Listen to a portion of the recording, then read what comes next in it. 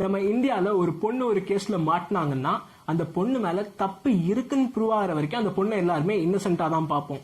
அதுவே இதே இந்தியால ஒரு பையன் ஒரு கேஸ்ல மாட்டினான்னா அந்த பையன் மேல தப்பே இல்லைன்னு ப்ரூவ் ஆகிற வரைக்கும் அவனை எல்லாரும் குற்றவாளியா தான் பார்ப்போம். இங்கேயே இவ்வளவு பெரிய பயாசிங் இருக்கு.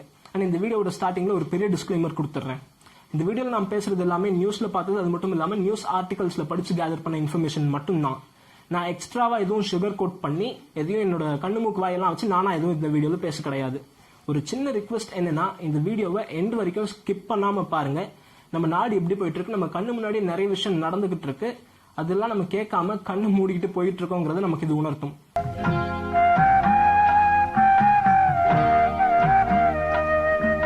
ஹாய், ஹலோ, வணக்கம். நான் தான் உங்க கிருஷ்ணா. இன்ஸ்டாகிராம்ல பாய்ஸ் லாக்கர் ரூம் அப்படிங்கிற ஒரு குரூப் இருந்திருக்குன்னு எத்தனை பேருக்கு தெரியும்? உங்களுக்கு தெரியலன்னா அதை பத்தி நான் சொல்றேன்னு தெரிஞ்சுக்கோங்க. இந்த பாய்ஸ் லாக்கர் ரூம் அப்படிங்கிற குரூப்ல 27 பசங்க இருக்காங்க. அண்ட் இந்த 27 பசங்க அதுக்குள்ள போடுற கண்டென்ட் எப்படி இருக்குன்னா, பெண்களை இழிவுபடுத்துற மாதிரி தான் இருக்கும். பெண்களை ஆப்ஜெக்டிஃபை பண்ற மாதிரியும், பெண்களை ஐட்டமா காட்டுற மாதிரியும், பெண்களை இழிவுபடுத்துற மாதிரி மட்டுமே தான் இருக்கும்.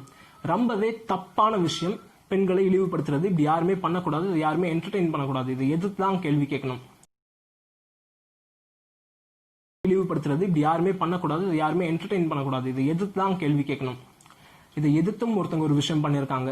Swathi Maliwal, DCW chairperson, Delhi commission of விமனோட சேர்பர்சன். அவங்க என்ன பண்ணிருந்திருக்காங்கன்னா, இந்த பாய்ஸ் லாக்கர் ரூம் அப்படிங்கிற குரூப்ல இருக்க எல்லாருமே நாங்க, இந்த குரூப்புக்கு சம்பந்தப்பட்டவங்க எல்லாருமே நாங்க ஆக்ஷன் எடுக்க தான் போறோம், அரெஸ்ட் பண்ண தான் போறோம். லாக்டவுன் இருந்தாலும் பரவாயில்ல, அரெஸ்ட் பண்ணி அவங்க மேல ஆக்ஷன் எடுக்க போறோம் அப்படின்னு சூப்பரா ஒரு ஆக்ஷன் எடுத்திருந்திருக்காங்க.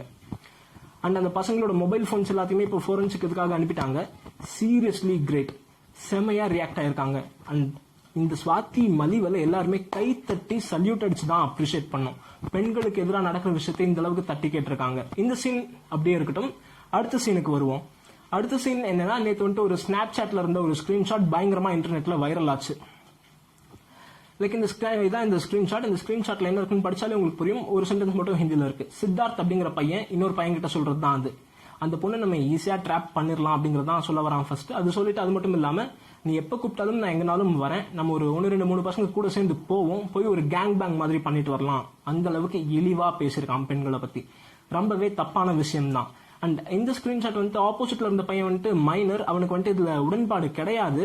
அவன் இதை டிக்ளைன் பண்ணிட்டு ஸ்கிரீன்ஷாட் மட்டும் எடுத்து அவனோட ஃப்ரெண்ட்ஸ் கிட்ட ஸ்கிரீன்ஷாட் ஷேர் பண்ணிருக்கான். அதுல யாரோ ஒருத்தர் அந்த ஸ்கிரீன்ஷாட் சோஷியல் மீடியால அப்லோட் பண்ணி அது பயங்கரமா வைரல் ஆயிருச்சு. அண்ட் அந்த ஸ்கிரீன்ஷாட்டுக்கு பின்னாடி எவ்வளவு சத்தம் தெரியுமா? ட்விட்டர்ல எத்தனை ட்வீட் தெரியுமா? எவ்வளவு ஃபெமினிஸ்ட் எவ்வளவு ஃபீல் பண்ணாங்க தெரியுமா? மன உளைச்சலுக்கு எத்தனை ஃபெமினிஸ்ட் மன உளைச்சலுக்கு ஆளானாங்க தெரியுமா? சித்தார்த் அப்படிங்கிற ஒரு பையன் பெண்களை இப்படி இழிவுபடுத்துறான், அது ரொம்ப ரொம்ப தப்பு அப்படிங்கிற மாதிரி எத்தனை ஃபெமினிஸ்ட் குரல் கொடுத்தாங்க தெரியுமா? அண்ட் இந்த குரல் கொடுக்கும்போது இந்த சத்தத்துல ஒரு நியூஸ் வருது டெல்லி போலீஸ் கிட்ட இருந்து. சித்தார்த் அப்படிங்கிற பேர்ல இருந்து மெசேஜ் பண்ணது பையன் கிடையாது, ஒரு பொண்ணு. ஒரு பொண்ணு தான் சித்தார்த் அப்படிங்கிற பேர்ல ஒரு ஃபேக் ஐடி கிரியேட் பண்ணி இந்த மாதிரி ஒரு பையன் இப்படி மெசேஜ் பண்ணிருக்கு அப்படிங்கிற ஒரு நியூஸ் வருது. இந்த நியூஸ் வந்தோடனே இவ்வளவு நேரம் மன உளைச்சலுக்கு ஆளான அந்த ஃபெமினிஸ்ட் எல்லாம் என்னானாங்கன்னு தெரியல. வித்தின் செகண்ட்ஸ் காணாம போயிட்டாங்க, எங்க போனாங்கன்னே தெரியல. டெல்லி போலீஸ் மேற்கொண்டு அந்த பொண்ணு கிட்ட போய் விசாரிக்கும் போது, அந்த பொண்ணை பார்த்து குவெஸ்டின் பண்ணும்போது, ஏன் இப்படி பண்ணீங்க, இது தப்புன்னு கேட்டப்ப அந்த பொண்ணு சிம்பிளா முடிச்சிருச்சு. She kept it simple. நான் அந்த பையனோட கேரக்டரை செக் பண்ணேன் அப்படின்னு ஒரே ஒரு சென்டென்ஸ்ல முடிச்சிருச்சு சிம்பிளா. இதுவே ஒரு பையன் ஒரு பொண்ணோட பேரை யூஸ் பண்ணி ஒரு ஃபேக் ஐடி கிரியேட் பண்ணி இன்னொரு பொண்ணை இவ்வளவு கேவலமா இழிவா பேசியிருந்தா டெல்லி போலீஸ் அந்த பையனை சும்மா விட்டுருக்கும்னு நினைக்கிறீங்களா? கண்டிப்பா கிடையாது. அண்ட் போன சீன்ல சொன்ன ஸ்வாதி மலிவல், அவங்க இதுக்கு ரியாக்ட் ஆயிருக்காங்களான்னு கேட்டா ரொம்ப சூப்பரா பயங்கரமா அப்படி ஒன்னும் ரியாக்ட் ஆகல. அவங்களோட அதிகபட்ச ரியாக்ஷன் என்னன்னா, ஐயோ ஒரு பொண்ணு இப்படி பண்ணிருக்கா, டிஸ்கஸ்டிங். இதுதான் அவங்களோட அதிகபட்ச ரியாக்ஷன். இதை பத்தி அவங்க பெருசா எதுவும் பேசிக்கல. ஒரு பொண்ணுக்காக, ஐ மீன் சில பசங்க சேர்ந்து பெண்களை இழிவுபடுத்தினா அவங்க எந்த எக்ஸ்டென்ட்டுக்கு போய் எந்த அளவுக்கு அவங்க ஆக்ஷன் எடுக்கிறாங்க. அதுவே ஒரு பொண்ணு இதே விஷயத்தை ஒரு பையனுக்கு பண்ணும்போது அவங்க வந்துட்டு அவங்களோட அதிகபட்சமான ரியாக்ஷன் எப்படி இருக்குன்னு பாத்துக்கோங்க. Okay, this is fine. இதுவும் போட்டோம். அடுத்த சீனுக்கு வருவோம். அடுத்த சீன் எப்படின்னா, மே 6 நடக்குது. மே 6 குர்கான்ல, எல்லாமே டெல்லி பக்கம் இருக்க இடம் தான். குர்கான்ல வந்துட்டு மானவ் சிங் அப்படிங்கிற ஒரு பையன் 11th ஃப்ளோர், அவங்க வீட்டுல இருந்து 11th ஃப்ளோர்ல இருந்து கீழே குதிச்சு சூசைட் பண்றான். பாடி ரத்த வெள்ளத்துல மிதக்குது. லைக் இவன் சூசைட் பண்ணதுக்கு ரீசன் என்னன்னு டீப் டிக் பண்ணி பின்னாடி போய் பார்த்தா, அவன் சாகிறதுக்கு 2 நாளைக்கு முன்னாடி இன்ஸ்டாகிராம்ல ஒரு பொண்ணு ஒரு ஸ்டோரி போடுது. அந்த ஸ்டோரியில என்ன சொல்லிருக்குன்னா, மானவ் சிங் அப்படிங்கிற இந்த பையன் 2 வருஷத்துக்கு முன்னாடி என்ன மொலஸ்ட் பண்ணான், என்ன செக்ஷுவலா அசால்ட் பண்ணான், என்ற சோசியல் மீடியால தப்பா நடந்துகிட்டான் அப்படிங்கறதுதான் அந்த ஒரு ஸ்டோரியில சொல்லுது. சாகும்போது இந்த பையனுக்கு வயசு 17 வயசுனா 12வது படிக்கிற பையன். 2 வருஷத்துக்கு முன்னாடி ஒரு 14-15 வயசு இருந்திருக்கும். 15 வயசுல இந்த பையன் அந்த பொண்ணுட்டு அப்படி பண்ணாங்கிற மாதிரி தான் அந்த பொண்ணு இன்ஸ்டாகிராம் ஸ்டோரியில போட்டிருக்கு. போட்டதும் என்னன்னா, இந்த பையன் சூசைட் பண்ணதுக்கு அப்புறம் அந்த பொண்ணோட இன்ஸ்டாகிராம் அக்கௌண்ட் டீஆக்டிவேட் ஆயிருச்சு. அது மட்டும் இல்லாம அதுக்கப்புறம் அந்த பொண்ணு என்ன சொல்லுதுன்னா, ஆக்சுவலா இந்த பையன் செத்ததுக்கு ஒரு ரீசன் இருக்கு. என்னன்னா, நிறைய பேர் இந்த விஷயம் நடந்ததுக்கு அப்புறம் அவனுக்கு த்ரெட்டனிங் கால்ஸ், நீ இந்த மாதிரிலாம் பண்ணிருக்கியா அப்படி இப்படின்ட்டு. சின்ன பையன் 17 வயசுன உடனே அவனால இதெல்லாம் மேனேஜ் பண்ண முடியாம ஸ்ட்ரெஸ்ல டிப்ரெஷன்ல சூசைட் பண்ணிக்கிட்டான். சூசைட் பண்ணிக்கிறதுக்கு 1/2 மணி நேரத்துக்கு முன்னாடி அவன் ஃப்ரெண்டுக்கு ஒரு கால் போயிருக்கு. அந்த கால் என்ன, நான் இன்னசென்ட் அப்படிங்கிற விஷயத்த சொல்லிட்டு செத்து போறான். இப்ப அந்த பொண்ணு டீஆக்டிவேட் பண்ண அந்த பொண்ணு இப்ப என்ன சொல்லுதுன்னா, இந்த பையனால இந்த ப்ரெஷரையும் இந்த ப்ரெஷரை மேனேஜ் பண்ண முடியல, இந்த ஸ்ட்ரெஸ்ஸை மேனேஜ் பண்ண முடியாம அவன் சூசைட் பண்ணதுக்கு நான் பொறுப்பு கிடையாது, இட்ஸ் நாட் மை ஃபால்ட், அவனால ப்ரெஷர் மேனேஜ் பண்ண முடியாதது அவனோட தப்பு அப்படின்னு சொல்லி ஈஸியா முடிச்சிருது. இப்ப அந்த பொண்ணு மேலேயும் எந்த ஒரு கேஸும் கிடையாது. 17 வருஷம் ஒரு பையனை வளர்த்த அவங்க அப்பா அம்மா முன்னாடி அவன் செத்து ரத்த வெள்ளத்துல மிதக்கிறான்னா அந்த அப்பா அம்மாக்கு எப்படி இருக்கும்? அந்த பையன் கூட பிறந்தவன் இன்ஸ்டாகிராம்ல இதை பத்தி எல்லாம் போஸ்ட் பண்ணி தான் நிறைய பேருக்கு தெரிய வந்திருக்கு. அந்த போஸ்டோட லிங்க் நான் டிஸ்கிரிப்ஷன்ல தரேன், நீங்க போய் பாருங்க. அண்ட் இந்த மாதிரி விஷயம் நடக்கும்போது நம்ம எல்லாமே யோசிக்க வேண்டிய விஷயம் ஒண்ணு, இந்தியால ஆர்டிகல் 14 அப்படிங்கிற ஒரு விஷயம் இருக்கு. ஆர்டிகல் 14 என்ன சொல்லுதுன்னா, இந்தியன் டெரிட்டரியில் இருக்க மக்கள் எல்லாருமே எந்த ஒரு டிஸ்கிரிமினேஷனும் இல்லாம gender, race, age, birth place இந்த மாதிரி எந்த ஒரு டிஸ்கிரிமினேஷனும் இல்லாம எல்லாருமே லாக்கு முன்னாடி ஈக்குவல் அப்படின்னு சொல்லுது. ஆர்டிகல் 14 உண்மையிலேயே இருந்துருந்துச்சுன்னா கண்டிப்பா இந்த மாதிரி ஆம்பளை பசங்களோட வாழ்க்கை முடிகிறதுக்கு காரணமா இருந்த பெண்களுக்கு தண்டனை கிடைச்சிருக்கணும். ஆனா கிடைக்கல. நம்ம நாட்டுல சில ஆம்பளைங்களால பெண்களுக்கு எதுவும் பிரச்சனைனா அந்த ஆண்களுக்கு கண்டிப்பா தண்டனை கிடைக்குது. எவ்வளவு லேட் ஆனாலும் அவங்களுக்கான தண்டனை கிடைச்சிடும். நிர்பயா கேஸ் நடந்துச்சுல, எவ்வளவு லேட் ஆனாலும் கண்டிப்பா அந்த ஆம்பளைங்களுக்கு தண்டனை கிடைச்சிடும். ஆனா பெண்கள் ஆண்களுக்கு எதிராக ஏதாச்சும் பண்ணா அது ஒரு விஷயமே கிடையாது.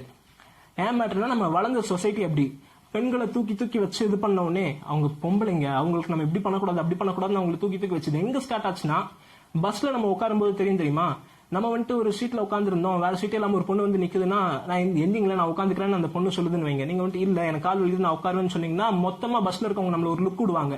பொண்ணு நின்னுட்டு இருக்க, உனக்கு என்ன எந்திரிச்சு சீட் விட மாட்டியான்ட்டு. இந்த இடத்துல ஆரம்பிக்குது அந்த டிஸ்கிரிமினேஷன்.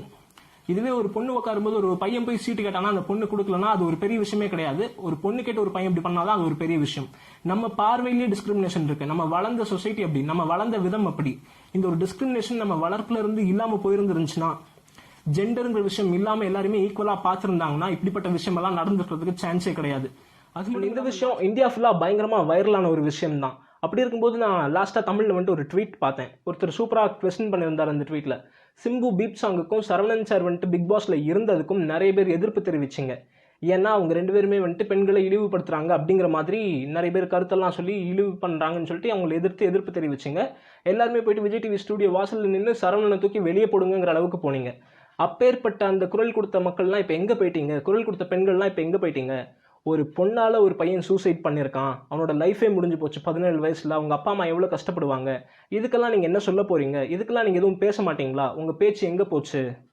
அதாவது பொம்பளைங்களுக்கு வந்தா ரத்தம், பசங்களுக்கு வந்தா தக்காளி சட்னியாங்கிற அளவுக்கு அந்த ட்வீட்ல கேட்டிருந்திருக்காரு. அவர் கேட்ட விஷயம் அந்த ஃபெமினிஸ்ட் அஃபெண்ட் பண்றதுக்கோ இந்த ஃபெமினிஸ்ட் ஹர்ட் பண்றதுக்கோ ஒரு இன்டென்ஷன்ல கேட்டாரா, இல்ல அந்த கேள்விக்கான பதில் வேணும் அப்படிங்கிற ஒரு இன்டென்ஷன்ல கேட்டாரான்னு தெரியல. பட் ஸ்டில் அவர் கேட்ட கேள்வி நியாயமான கேள்வி, அது சென்சிபிளான கேள்வி, யோசிக்கிற மாதிரி தான் இருந்துச்சு. பசங்களுக்குன்னு இல்லை, எந்த ஒரு பொண்ணுமே அந்த ட்வீட்டை பார்த்தா கண்டிப்பா யோசிப்பா, கரெக்ட் தானே இவன் கேட்கறது அப்படின்னு யோசிப்பா. அந்த மாதிரி இருந்துச்சு அந்த ட்வீட். ஸோ இந்த வீடியோவை நிறைய பேருக்கு ஷேர் பண்ணுங்க. நம்ம நாட்டில் எந்த மாதிரி டிஸ்கிரிமினேஷன் இருக்கு, எங்கெல்லாம் ஈக்குவாலிட்டி இருக்கு, ஆர்டிகல் 14 இருக்கா இல்லை செத்துருச்சான்னு நிறைய பேர் தெரிஞ்சுக்கிட்டோம். ஒவ்வொரு இடத்துலையும் பசங்களால பெண்களுக்கு ஏதாவது, பொண்ணுங்களால பசங்களுக்கு எதிராக, அதெல்லாமே காமன் நடக்கிற ஒரு விஷயம்தான். ஆனால் பொண்ணுங்களுக்கு ஏதாச்சும் டேமேஜ்னா அதை எதிர்க்கிறதுக்கு அதுக்கு ஒரு கூட்டம் இருக்கு. பசங்களுக்கு ஏதாச்சும் ஒன்றுனா அதை கேட்கறதுக்கு நாதியே கிடையாது. இது டெல்லியில் நடந்து அந்த பையனோட கூட பிறந்தவன் இன்ஸ்டாகிராமில் போட்டனால இவ்வளோ பெரிய விஷயம் வந்திருக்கு. டெல்லியில் நடந்தனால இது ஒரு நியூஸ். அதுவே கன்னியாகுமரி பக்கம், திருவனந்தபுரம் பக்கம் எதுவும் நடந்துருந்துச்சுன்னா இதெல்லாம் நியூஸே கிடையாது. ஸோ இது நிறைய பேருக்கு ஷேர் பண்ணுங்க. இன்னொரு நல்ல வீடியோவில் உங்க எல்லாருமே மீட் பண்ணுற வரைக்கும் பை ஃப்ரம் கிருஷ்ணா.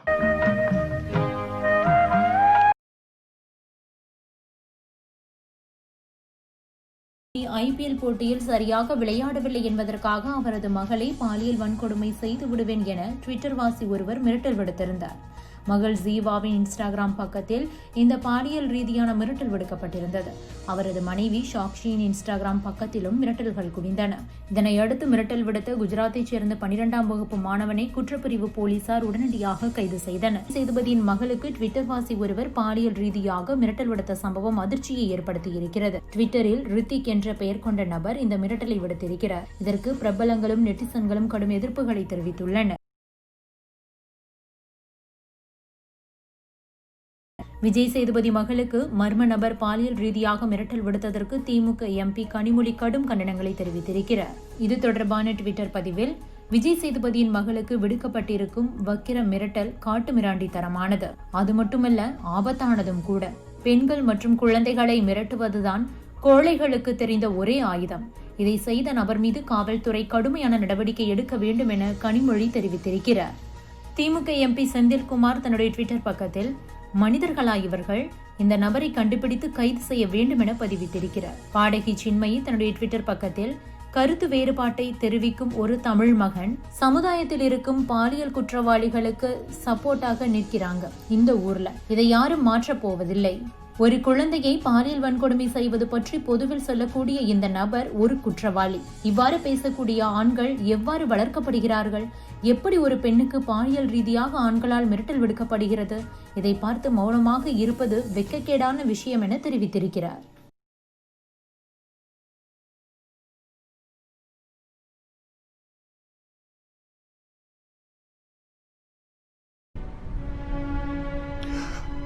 அந்த கோவப்பட பொண்ணாதான் இருக்கணுமா? என்னுடைய சகோதரனுடைய, என்ன நெருங்கிய நண்பருடைய, ஒரு முஸ்லிமுடைய இவ்வளவு கோவப்பட கூடாதா? அது என்ன நியாயம்? உங்க ஆபீஸை விட்டு வெளியே போங்க. முச்சந்தில ஒரு கரம் சந்து கல்லா நின்றுட்டு இருப்பாரு. அவருக்கு என்ன பதில் சொல்ல போறீங்க? நான் சொல்றேன், தீவிரவாதத்தை அழிக்கக்கூடிய ஒரே ஆயுதம் தீவிரவாதம் தான். அதை இன்னைக்கு நான் சொல்லிட்டேன். ஃபக்ர் ஹை முஜே.